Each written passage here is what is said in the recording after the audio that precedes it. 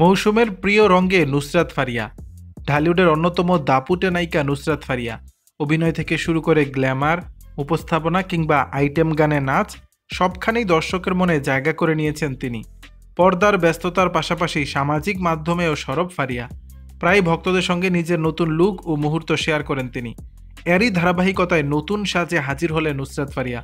বুধবার দুপুরে ফেসবুকে শেয়ার করেছেন একগুচ্ছ ছবি, যেখানে তাকে দেখা গেছে হালকা পিস্তাচিও সবুজ শাড়িতে। বুধবার দুপুরে ফেসবুকে শেয়ার করেছেন একগুচ্ছ ছবি, যেখানে তাকে দেখা গেছে হালকা পিস্তাচিও সবুজ শাড়িতে।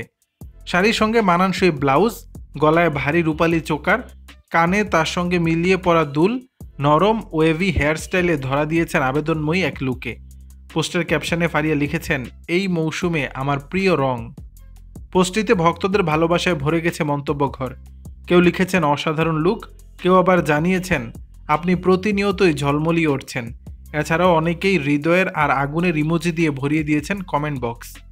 অনেকদিন ধরেই দেশের বাইরে অবস্থান করছেন নুসরাত ফারিয়া। এর ফাঁকেই এক এক দিন এক এক সাজে ভক্তদের সামনে হাজির হচ্ছেন তিনি।